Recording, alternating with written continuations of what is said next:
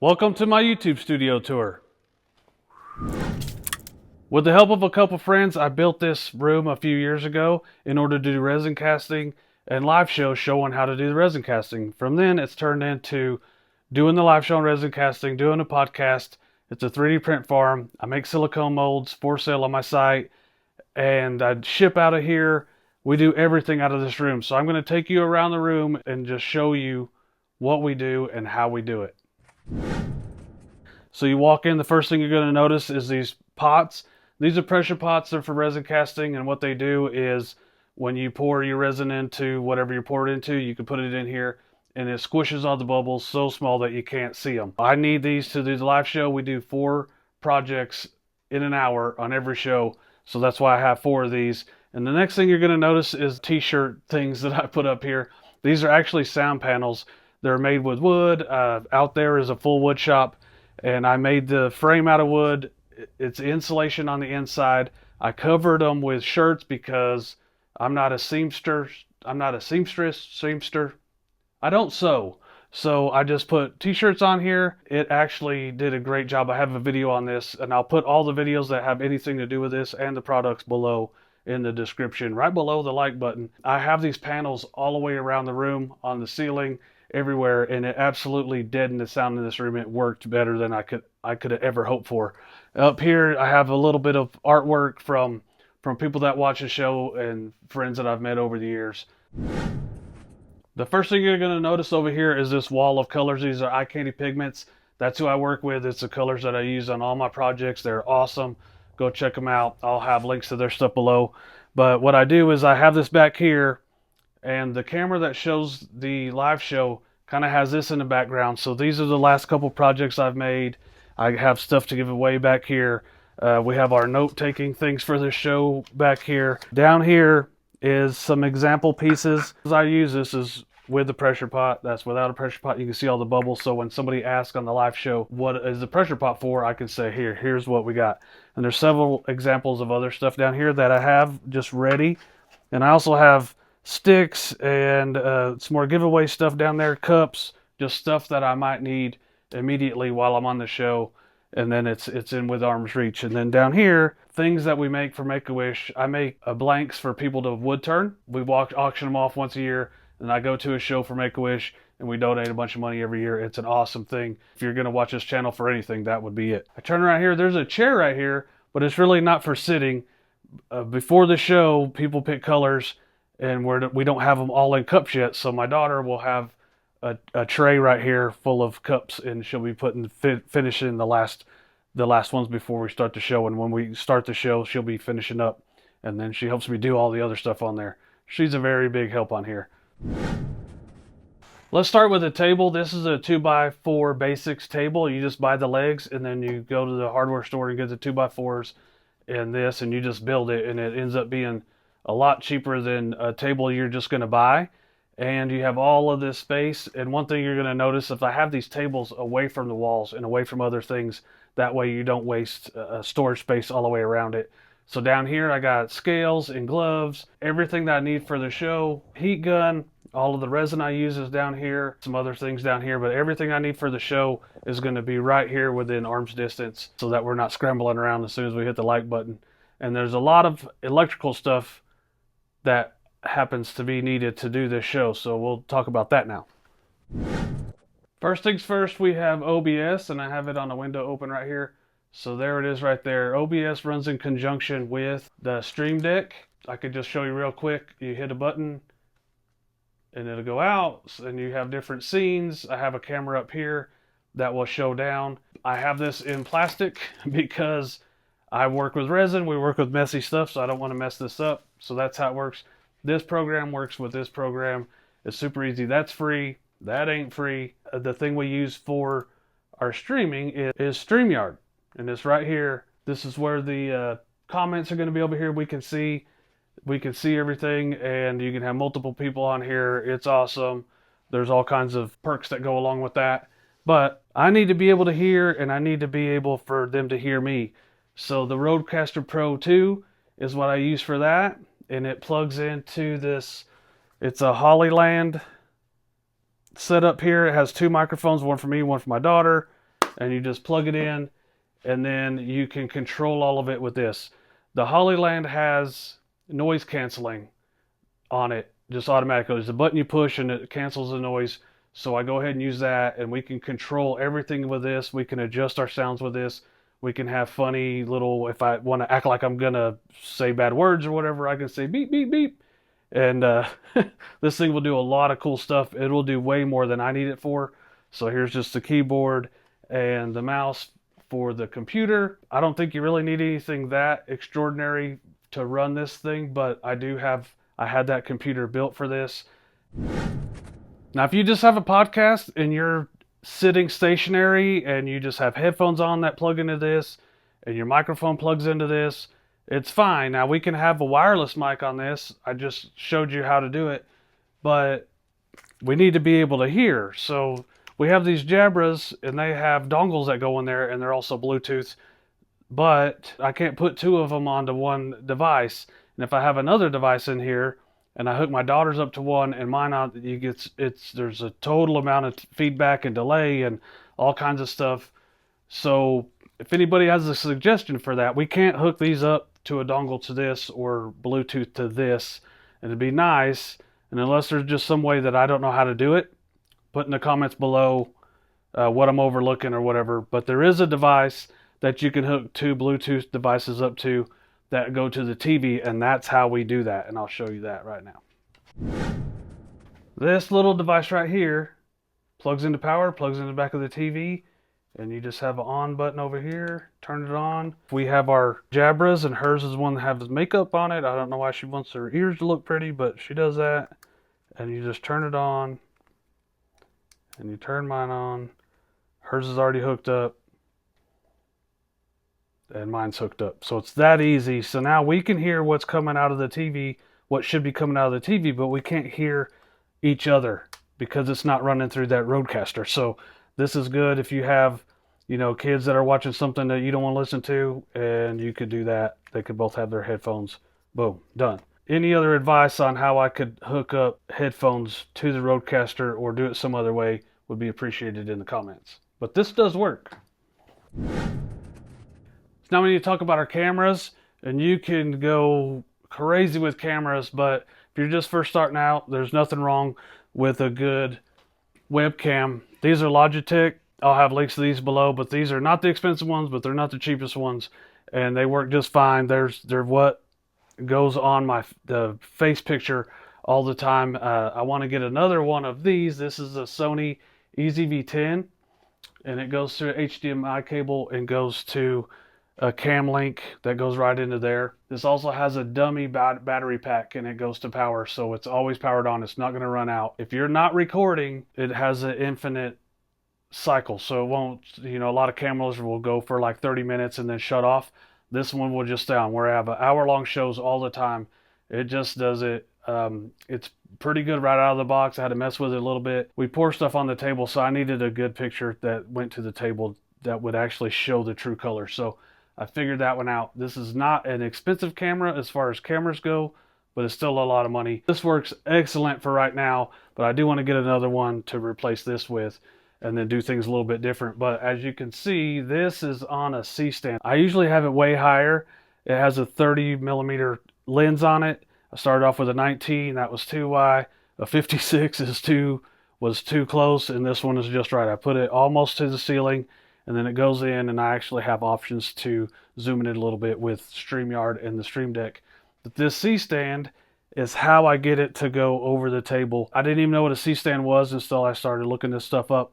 It is awesome. It's a professional piece of equipment. It's not as expensive as I thought it would be. It just stays here. It's out of the way. This is all the way up there, and it gets a good shot, and that pretty much lives there all the time. And that thing that holds the camera to that, it's a quick connect, and it is awesome. And I will also have that link down below. It is it wasn't very expensive, but it works really, really well. This is a Husky toolbox, and it's pretty much just a junkyard for all of the electrical equipment I've gotten over time. This has all the lenses and webcams. I've tried stuff for over 3 years now, and I just kind of keep on trying to get better. So I have all the extra stuff in here in case I need it. There's parts for the C-stand. I got some memory sticks in here. There's ones in here that just have cables. Those are coaxial cables. There's USB cables, tripods, and all kinds of stuff in here. And this right here is actually a charging station for all of the different kinds of batteries for the camera, for the microphones. All that stuff are in here. Lights, anything I have to charge is in here, and I can just turn it off too. Pretty cool thing. And when if I want to do a live show out in the shop at some point, I can just roll this whole table out there. You've probably noticed the green screen in here, and I usually have it up. This thing is a projector style, so you put it right up, and it's out of the way. It's no big deal. And then whenever I want to take a thumbnail, or I take pictures of my daughter's silly face for some thumbnails, then we just come over here and put it down, and just stand right over here and take pictures of whatever we're taking pictures of that we need to block out the background. So, pretty cool thing. I'm super excited about that thing. This little shelf right here has everything I need to do to set up a live show. We got silicone molds up here. I can come up here and just pick out whichever molds I want, and then come down here, and whichever cups I need to do it with. Here's the little cup holders that we use. Put the cups in there, that way when you're stirring them, they're not spilling around. All of this stuff is stored right here, out of the way, and that way everything's, we're not tripping over things, and everything's organized, and we can put together a show in like a matter of minutes. Just come over here and grab everything. It is super convenient. It's a little bit of a walkway hindrance, but if I needed to get some furniture in and out of here, this thing will move easy. It's pretty light. Now you have to have an internet, and I have struggled with the internet until I got the new fiber optics. Fiber goes to the house. The house is over 200 feet away from this shop. I rented some equipment and dug a ditch, put PVC pipe down. I ran Cat 6 line through, and it comes in here, goes to this, and then I have Ethernet lines that go to the TVs and computers. So everything is hardwired in. Sometimes you still have trouble, but that's either software or the programs you're using, something like that. But the internet is solid here, and I did struggle with it for a long time. It's out of the way. It's up to where I tried to run everything along the ceiling when I first built this. Everything else is down, but the internet lines are still what needs to be up there. So pretty convenient, pretty nice thing, and it has been a pain in the... Silicone mold making is the main part of my business, and this is the second live stream area. And all I got to do is get the C-stand and move it over here, and I can point it down over the pressure pots. And all I got to do is spin that webcam around a little bit and get it where I want it. There's a monitor right there. It's a lot smaller. It's a lot harder to see, and I'm going to blame it on the text being small, not because I can't see that well. We have cups over here, and I recycle these cups. These cups are probably 3 years old. We just pour them, and then you just wait for it to set up, and then you just peel it out. Grandkid likes to peel these out. I just use these over and over and over until they crack or whatever, and then you can just throw them away. We got the vacuum chambers here. I have 2 of them. There's a vacuum pump right behind here on a remote, so we don't have to reach it.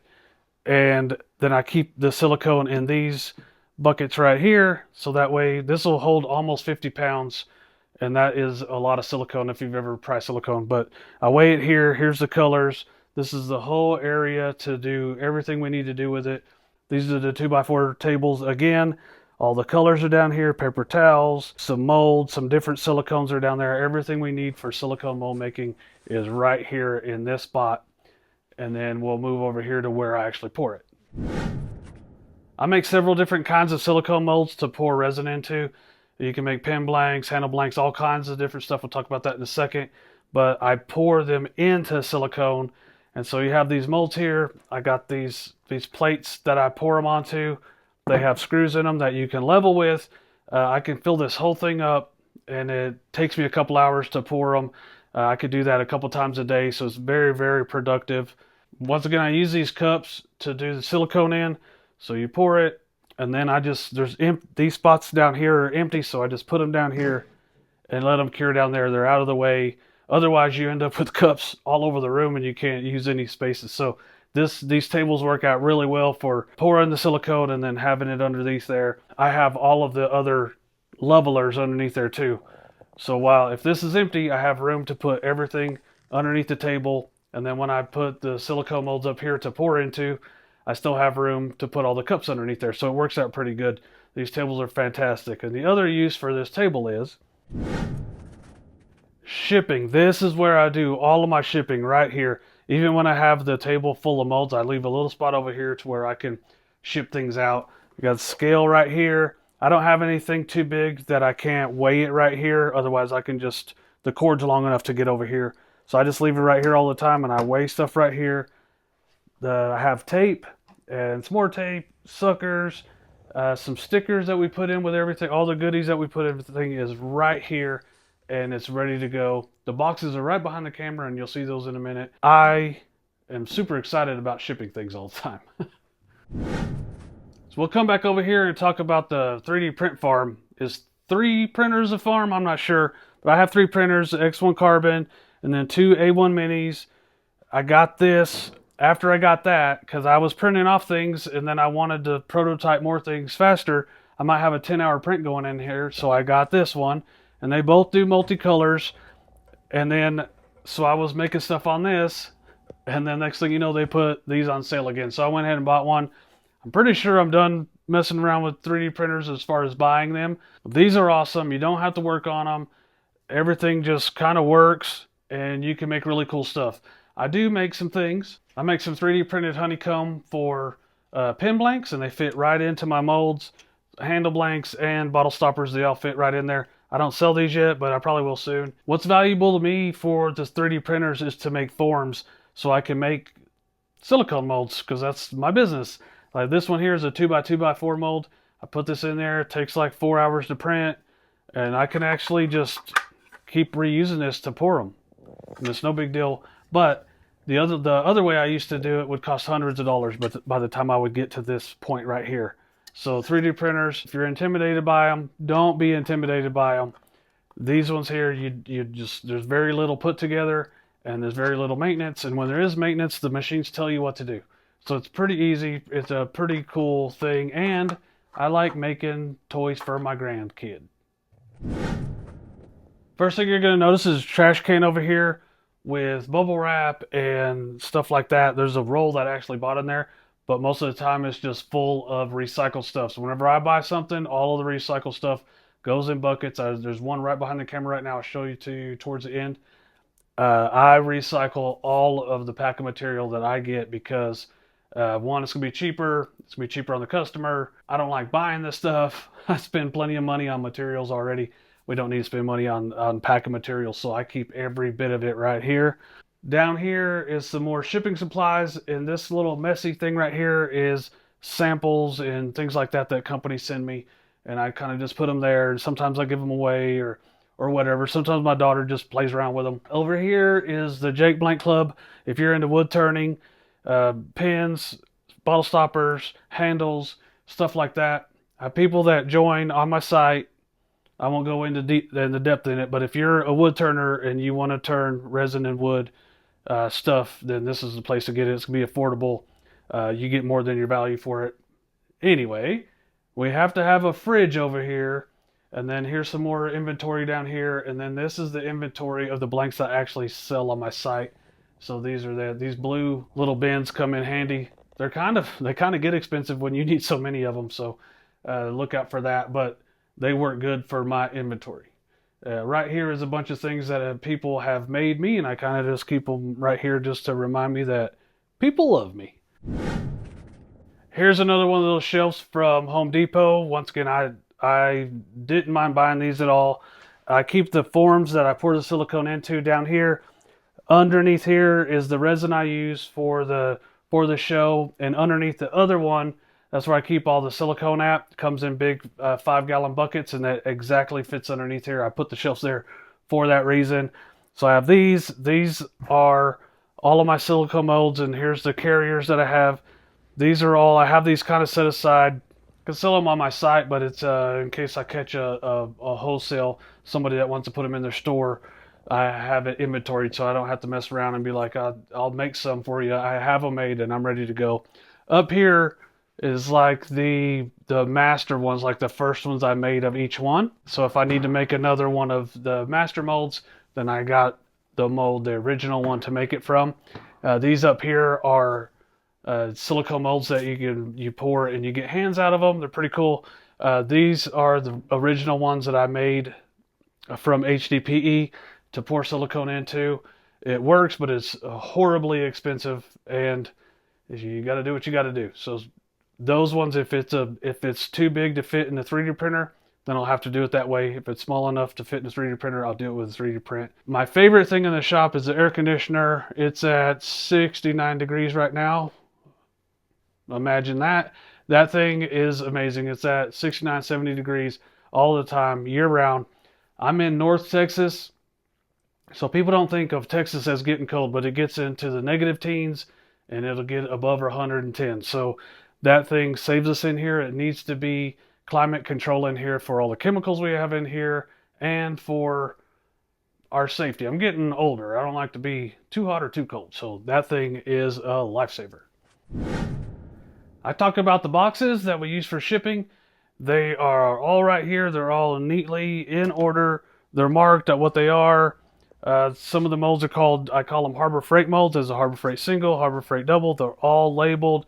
They're all ready to go. My daughter could come in here. If I'm out of town or something, I could say, hey, we got a sale. She can come in here and just do it because everything's in order and ready to go. And there's not a lot of thinking about it. And I think that's one of the most things I'm proud of is like how we've made this thing efficient to come in here. When I do shipping for the Blank Club, there's over 30 people in the Blank Club, and it might take me an hour and a half to get them all processed and boxed and put up and the labels on them and on the way to the post office. So that's a pretty good thing. While I'm over here, the office supplies have got a printer and markers, dry erase markers, all this kind of stuff, and just kind of a junkyard of resin castings we've done over here. First things first, here's the other bucket full of pack of material. Once again, I hate buying this stuff, so I keep everything that I get. This table, I made this table a few years ago. There's a video on my channel of me making it. It's full of money. I'll get some close-ups. This is my old editing computer. It's still awesome, but I switched to a Mac. So I'm going through that process right now. It's a little bit different. I haven't got rid of this one because there's some programs like VCar Pro and stuff like that for the CNC machine that I use on this one. So this is coming along nicely. And I just have a TV up here with just a cheap computer. And that's what I'll watch YouTube videos with and do all that stuff. And it's kind of a permanent setup. It goes there. There's my Rolo printer, the label maker for shipping. And once again, I spend a ton of my time here, so it needs to be as nice as possible. We are on a podcast called Creative Makers Podcast. We've had all kinds of cool guests, and we do it every Wednesday at 7:30 Central Time. It's a pretty cool thing we got going on, so come and visit us, and I'll show you the equipment I have for the podcast. This is a Shure MV7. It will run off XLR or just a USB, and that's the reason I got it, so I could use it anywhere. I could hook it to the Mac, I could hook it to my PC, I can hook it to my other laptop. It just goes in there. You don't need any other equipment. And I got some Shure headphones to go with it, and they plug right into the back of the microphone. So you don't need anything else. There's a little bit of a software program you put on your laptop or computer or whatever, and you can adjust things on this. But it's super simple, and that's it. That's all we need for a podcast. And then it also goes through StreamYard. You can see me on the TV right there. Goes through StreamYard, and we also go through OBS on that. And that's it. If you're looking to do a podcast, you could even do it with your phone and AirPods if you wanted to. No big deal. Hopefully you enjoyed the tour. We do have a live show, Saturday morning cartoons. Come to visit us on that. You don't have to be into the resin casting or anything like that. Just come and hang out with a bunch of cool people. If you like this and you got some value out of it, maybe you learned something, tell me in the comments what you got out of it. And in the meantime, you can come over here and watch us build this room in 6 days. So go over there and watch that video. We'll see you.